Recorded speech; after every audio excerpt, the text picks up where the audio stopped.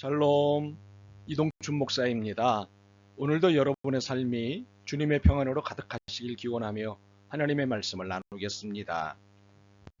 오늘 주시는 말씀은 야고보서 4장 11절에서부터 12절의 말씀입니다. 형제들아, 서로 비방하지 말라. 형제를 비방하는 자나 형제를 판단하는 자는 곧 율법을 비방하고 율법을 판단하는 것이라. 내가 만일 율법을 판단하면 율법의 준행자가 아니요 재판관이로다. 입법자와 재판관은 오직 한 분이시니 능히 구원하기도 하시며 멸하기도 하시느니라. 너는 누구이기에 이웃을 판단하느냐? 아멘.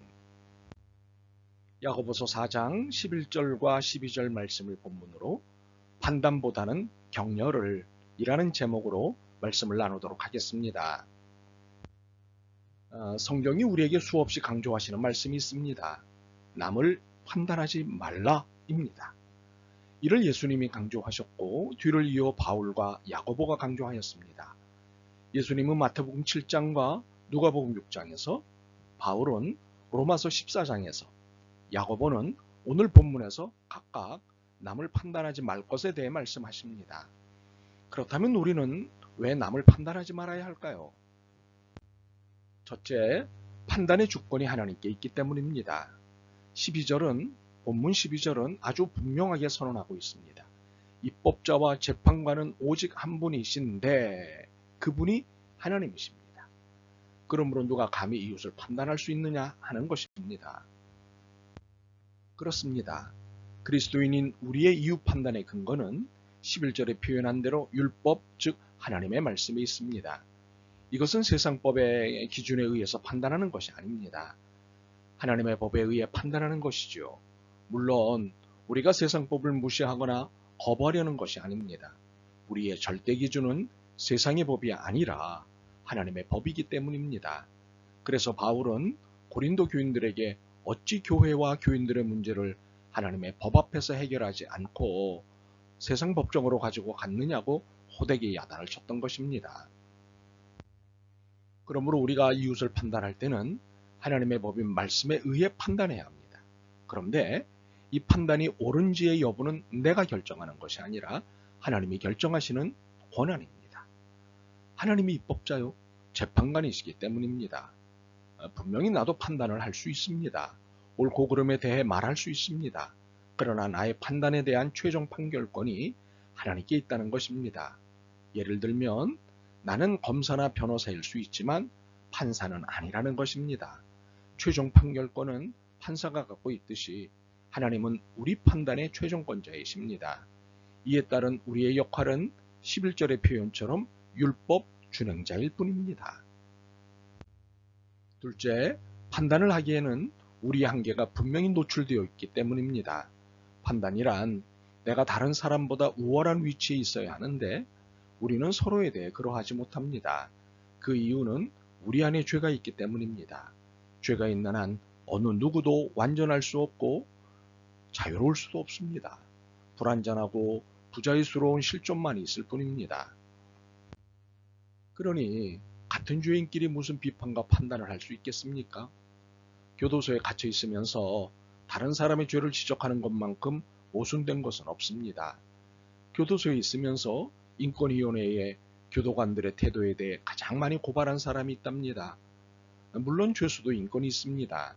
그러나 그의 이러한 행동에 얼른 납득이 가지 않는 것은 저만 느끼는 것은 아닐 것입니다. 한 번은 알렉산더 대왕이 죄수들이 갇혀있는 배에 들어갔답니다. 한 바퀴를 돌아보는데 모든 사람이 억울하다고 호소했습니다. 모두가 자신들은 죄가 없다고 아우성을 칩니다. 그런데 유독 한 사람이 고개를 숙인 채 쳐다보지도 않고 있었습니다. 대왕은 이상해서 너는 왜 가만히 있느냐? 너는 왜 들어왔느냐? 고 물으니 이 죄인은 여전히 고개를 숙인 채 대왕이여, 저는 죽어 마땅한 죄인입니다. 저는 평생 이 노를 젓고 살다가 죽어야 할 마땅한 죄인입니다. 라고 말했습니다. 이 말을 들은 대왕은 선장에게 명령을 내렸습니다. 선장, 왜 죄인이 여기 있는가? 의인들만 다 있는데 죄인이 있을 수가 없지 않는가? 이 죄인을 집으로 돌려보내라. 그래서 그 사람은 석방됐답니다. 우리가 남을 판단하는 일에 조심스러울 수밖에 없는 것은 이 사람처럼 우리 모두가 허물 많은 죄인이기 때문입니다. 그렇다고 판단하는 것 자체를 하지 말라는 것은 아닙니다. 판단이 필요할 때도 있습니다. 혹시 마크 트웨인 같은 풍자적 비판은 어떨까요? 미국의 남북전쟁이 끝났을 무렵 미국 사회는 무척 혼란스러웠습니다. 그리고 공무원들과 국회의원들의 부패가 극성을 부렸습니다. 이때 마크 트웨인은 도금시대라는 장편 소설을 발표하였습니다. 이 소설은 미국 사회의 추한 모습을 신랄하게 비판하는 내용이었습니다. 소설 발표 직후 마크 트웨인은 신문 기자들 앞에서 어떤 국회의원은 멍텅구리다 라는 말을 했습니다. 이 말이 그대로 신문에 실렸고 의원들은 일제히 반발하였습니다. 마크 트웨인에게 진상을 분명히 밝히거나 사과하지 않으면 명예훼손으로 고소하겠다고 위협했습니다. 며칠 뒤에 다음과 같은 내용의 사과문이 신문에 실렸습니다. 저는 얼마 전 기자들에게 어떤 국회의원은 멍텅구리다 라고 말했습니다. 그 후 거센 항의를 받았습니다. 그래서 생각해보니 제 말이 잘못되었다는 것을 깨닫게 되었습니다. 그래서 지난번 한 말을 정정하고자 합니다. 어떤 국회의원은 멍텅구리가 아닙니다. 강조하고 싶은 것은 판단의 최종 권세가 하나님께 있다는 것입니다. 그러므로 하더라도 조심하거나 유보하라는 것입니다. 무엇보다도 인간인 나는 죄라는 한계에 머물러 있는 존재이기 때문입니다. 인간은 자칫 자신의 도덕적 허세에 빠질 수 있습니다. 자신의 의를 드러내고 싶은 욕망이 있지요. 그래서 다른 사람을 비난하고 판단함으로 자신의 비교 우위를 드러내고 싶은 욕망이 있습니다. 바로 이것을 간파하시는 예수님이 옳지 않은 판단함을 지적하시는 것입니다. 그러므로 판단을 유보하거나 중지하는 대신 해야 할 일이 있습니다. 그것은 고래도 춤추게 한다는 칭찬입니다. 박지성 선수가 쓴 책이 있는데 내 삶을 바꾼 칭찬 한마디라는 책입니다. 히딩크가 자신에게 해준 한마디 말이 자신의 삶을 변화시켰다는 내용입니다. 미국의 골드컵 대회 때 왼쪽 다리 부상을 당해서 뛰지도 못하고 탈의실에서 혼자 앉아 있는데 통역관을 데리고 온 히딩크가 박지성에게 이런 말을 건넸답니다. 너를 보니 굉장히 정신력이 훌륭하다. 그 정신력이라면 너는 분명히 성공할 수 있다. 이 한마디에 박지성 선수가 용기를 얻었답니다. 그래서 최선을 다하던 중 포르투갈과의 경기 때 결정적인 골을 넣었고 골을 넣자마자 자기도 모르게 히딩크 감독을 향해 뛰어가게 되었답니다. 이것은 히딩크, 당신이 해준 그 말 한마디에 내가 이렇게 이 골을 넣을 수 있었다는 고백이었던 것입니다. 그렇다면 우리 죄인끼리 해야 할 것은 서로의 죄에 대한 비판과 판단보다 더 이상 죄를 짓지 않도록 용기를 주고 격려하는 것입니다.